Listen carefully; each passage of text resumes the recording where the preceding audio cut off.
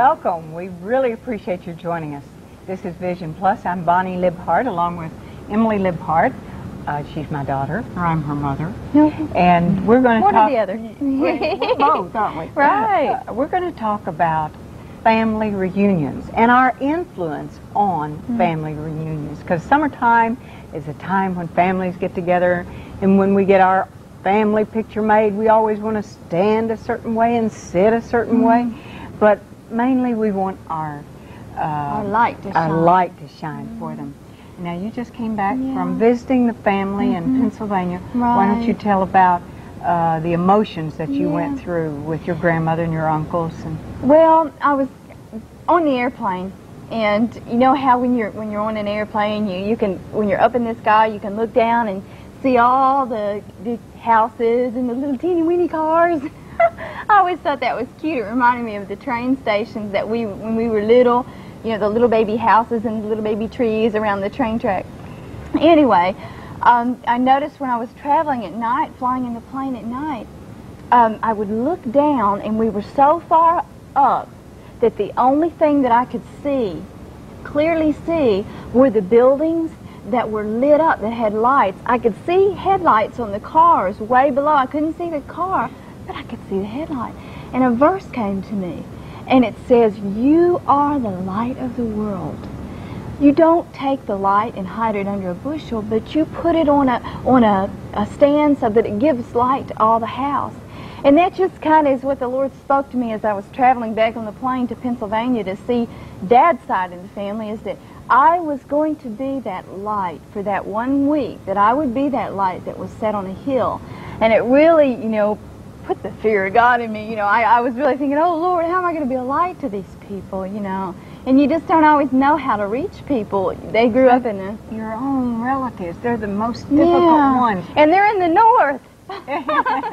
In Pennsylvania, it was 90 degrees. It was hotter there than it was here. When you left. And at night, I looked on they got a little thermometer on the wall, or whatever you call it, barometer or whatever, and it was 90 degrees in there. But see, they didn't normally get that hot there, and they didn't have air conditioning. And so me, the fan, and the 90 degrees just did great.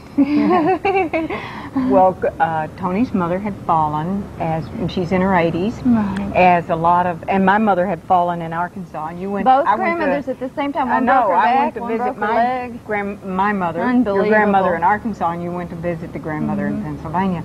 But you had made a decision, because that you were going to do certain things. That's right. See, I believe I just think the Bible presents it. When you surrender your life to God for full-time service, and which everybody should, it just seems like the first place to start would be in your own home, your own family, then your community, and then the world. Well, I went to your side of the family, and I went to my community, and I'm going to the world, but I kind of felt like I neglected Dad's side of the family. You know, I hadn't seen him in so many years, and it was a way for me to just go over there and just kind of share with them and let them know what the Lord's doing in my life. You know, I've had a lot of falls, I've done a lot of things and been through a lot, and you know, I just kind of shared what was going on in my life, and they were kind of amazed that I was still hanging in there. They're like, you're doing pretty good, and they were real curious as to how I was keeping my attitude up and everything, and I just shared with them that it was the Lord and what He had done in my life, not my past, but what He was doing now in my future. You know. You got to see your uncles. Tony has 5 brothers. All brothers. And their families. Right. And one of them is married with 2 boys also. I think in a line of 83 babies born in the Libhart family, Emily is the very first girl. 83 boys and finally a girl. One girl, oh boy. And the different generations ahead. Right. But now, they have put Tony's mother in a nursing home. It's more like a place where you take rehabilitation. It's not exactly a nursing nursing home, but yeah, tell me about your feelings with the brothers, because that was a sad thing for the whole family. Well, and she expects to come home as soon as she can walk she's again. doing real good. She's in physical therapy, and every day she tries to take a couple of steps, and it's getting stronger. She had to have her hip replaced after breaking her hip, didn't she? Right. And one of the highlights that I was there in the nursing home, there was a nurse, and she was just, I tell you, I knew when I first saw her that she loved God and the Lord with all. I knew she was saved. I knew she was a very strong Christian. And I found out later she was a missionary, actually, and she was there temporarily. And I just watched her as she would come in the room. And she would just, boy, she would change the beds. And no matter how much, some of the older people, a lot of times, they've been there for 8 and 10 and 12 years, and they kind of tend to complain and everything. But she would just, just be jack on the spot, ready to go, just whatever they had. She had patience, long-suffering, endurance. I told her the fruits in her life were humongous. I said, boy, I can't wait till my fruits get that big. But I noticed that all of my uncles, my grandmother, the whole family would comment, without knowing that she was a Christian, they would comment on, wow, that girl really works hard. She's something else, just raving about what a wonderful woman, this woman was. And it just kind of reminded me of, that's how we can touch people. That's how you can touch your family. That's how you can touch people. When you do what the Lord has called you to do, no matter what your job is, if you just do it with all your heart and do it with a good attitude, as unto the Lord, people see that. Yeah. And they found out finally the last day that I was there, one of the other people that were visiting the other person in the nursing home said, they were commenting again on, what a wonderful girl this was and how she was just so faithful and diligent and had such a good attitude. The other lady said, oh yeah, she's a Christian. In fact, she's a missionary. And she's going to be leaving this Sunday to go back to Canada, to complete her mission or whatever. And they just kind of, looked at each other and said, wow, and what a testimony that was. That was almost more than I could do. I could tell them, and I could say, this is what the Lord is doing, but they saw her day by day, the fruits in her life. To me, that was just the most wonderful example. It was a shining example of how she was a light to those people. And I thanked her. I said, man, you're doing great. Keep up the good work. And if the Lord tells you to just speak about Him to my family, go for it, because they're ready. They know that they're going to believe and trust what you say. So I just thought it was really neat the way that the Lord moved. I think you got ministered by her. Oh, I did. You could say yourself doing that with whatever job you had. It's hard to minister. See, you've got to keep in mind, my uncles, 2 of them, the 2 that I was trying to minister to and witness to the most, were in World War II. And one of them was actually in a Nazi, prison camp and was tortured. How do you tell someone like that about Jesus? And maybe this is, I know I'm going to be ministering to people in Russia that were imprisoned for their faith. And maybe there's some kind of a parallel there. How do you minister to people like that? And it was just a good way for me to kind of get a Now, he listens to Christian music all the time. Oh, yes, he does. He does. And what did he say when he said people call on the Lord after it's too late? I was telling him when he was taking me to the airport, I said, Bobby, you really, if you will really just give all of this to Jesus and give yourself to Jesus and just surrender all, God will see you through all this. I said, no matter what happens, if you'll just go ahead and just turn it over to Him, then He will just take you and pick you up and march you right through it. Now, it might not be easy, but you'll make it. And he looked at me and he said, he said, I wish everybody would feel that way. And I'm like, wow, I didn't know, he had these emotions inside. And he said, it's really sad when people, when things get rough, they'll say, oh, God, and turn to God. But what about when things are going smooth? And he just kind of blew me away. I said, wow, you're ministering to me. So. You remember your grandmother as a person who did cooking, made lots of food, all kinds of pies and cakes and cookies. Oh, yeah. Can't you tell? Now, how did you, tell me how you found her and how you felt about those things. You mean her before? Well, when you saw her now. Well, I don't know, she had the same personality and the same countenance, but she was just so weak.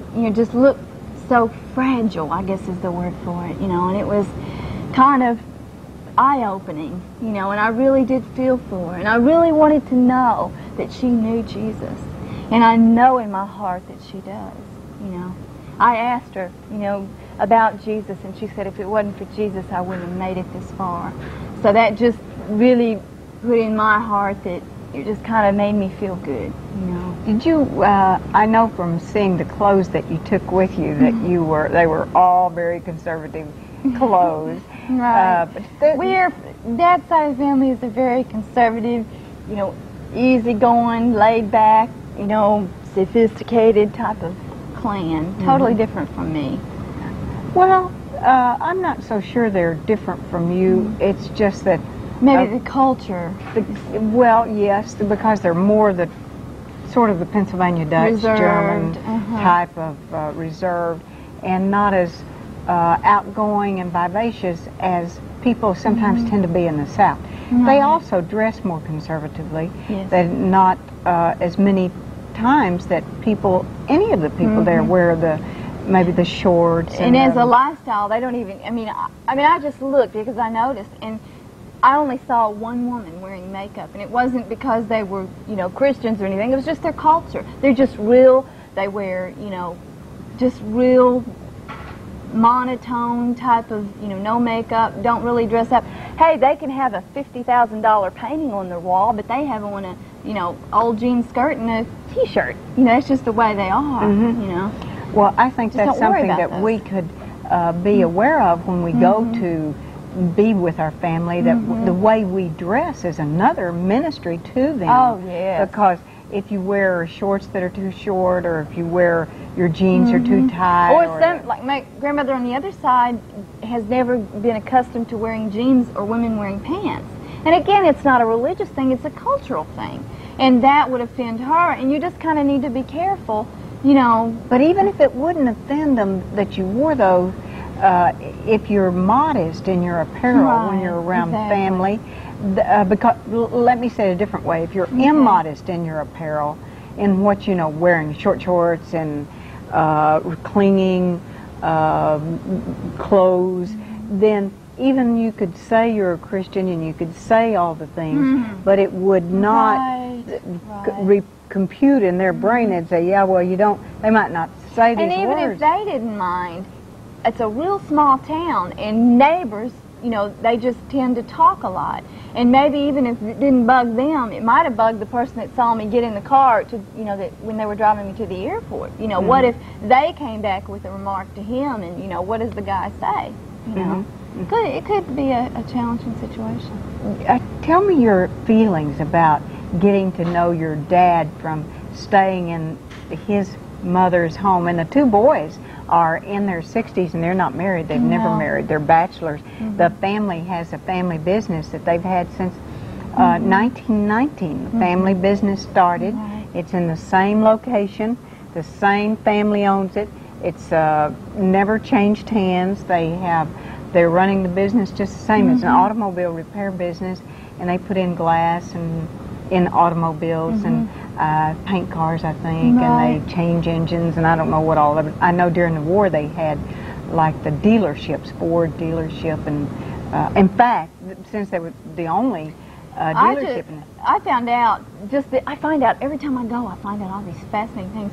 Henry Ford personally came down and asked my grandfather, your father-in-law, to work at his plant and to be one of the people that helped him start up the Ford. And I just thought that was outstanding. But they just don't do that. They clan together and they stick together as a family. They would never think of moving out of that house and taking another job somewhere. That's just out of their vocabulary. And it's just, it was almost like a culture shock, to go there. Your daddy was born in that house. I know, I can tell now. He's past the half-century mark. We won't say how far, but a few years. So to have a person that there's stability though in that. Oh, being born in the same house, that the family still has that house. The same house, same business, same people. They can't really understand how we change, you know, have lived. In fact, they even remarked about the fact that you lived in one state 10 years and another state 10 years. They almost were afraid to ask, now, what are you guys doing now? Because it changes every time. We might, you know, the national average for moving for families is like 4.5 years in a location, then move. That's the national, which means some people are like us, move 26 times. But when you're in the Marine Corps and other things, you do move a lot. But we did live, even though we lived in one state, Texas, for almost 10 years, and Arkansas almost 10 years, and the other 10 years spent between Alabama is only a year, but in Pennsylvania and Ohio and North Carolina. But they just think that is like a nomadic life. That's no roots. Yeah, no roots. You know, even though you're in town. And some people think that 10 years is a long time to be in one state, especially people here in Huntsville, where they are, you know, used to being. Well, but if you're in the armed forces, you're going to be moved around, and certain other kinds of jobs. IBM used to have the title, I've been moved, you know. The IBM stood for I've been moved. So, but to see a family that's lived in the same house, the same town, since 1919. I got a chance. I asked the Lord where to go to church because I wanted to go to church Sunday morning, and I ended up going to. You didn't have a car, so didn't you had have a to car, walk so I. to church. Well, everything is a block. There's only 4 blocks in the whole well, town. maybe 8 blocks. Okay. Okay. But anyway, I walked out the 3,500 door people. and I said, "Okay, Lord, where should I go to church?" Well, I just walked a couple blocks down, and I saw this Marietta Chapel, community chapel, and it was ended up being a Mennonite church. And I'd seen them when I grew up in Pennsylvania, but I'd never, you know, understood what a Mennonite church was. Well, I walked in, they were singing praise songs. The Holy Spirit was moving in the service, and I flipped out. And I talked to the pastor. I gave him all my relatives' names and numbers, told him told him everything. And I told the pastor, I said, okay, look, I'll lay the foundation, you bring them in. So we had a deal going there.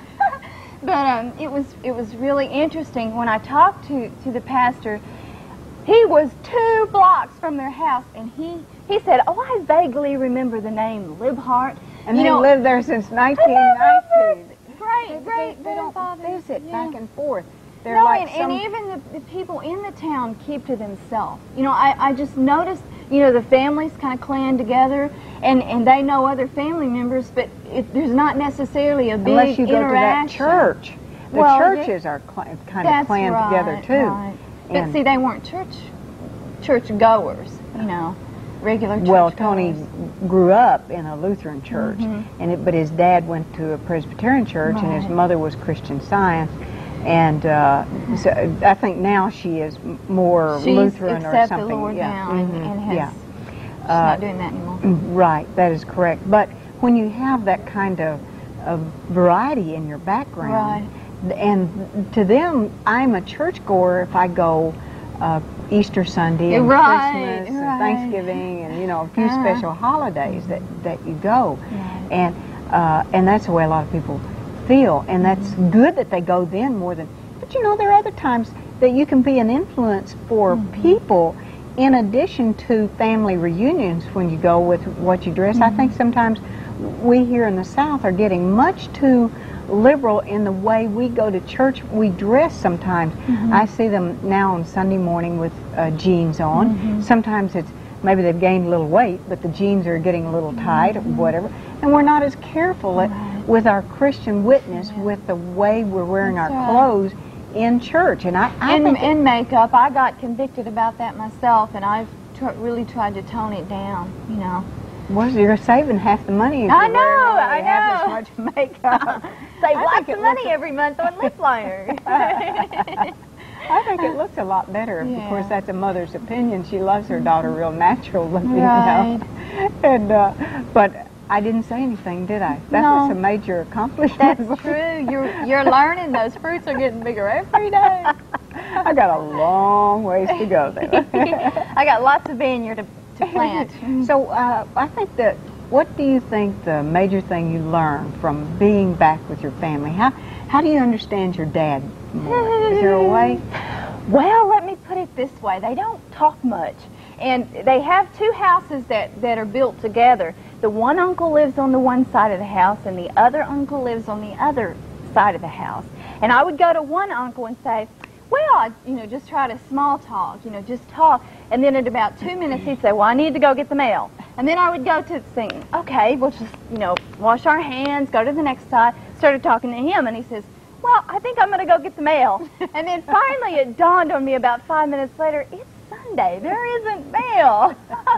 They're just not used to, You're talking. the first girl in 83 boys. They're not used to it. They're not used to it, yeah. And it was truly amazing just to see the differences, it was hard to communicate with. And they don't talk. And they love you. They love me. They kept trying to feed me.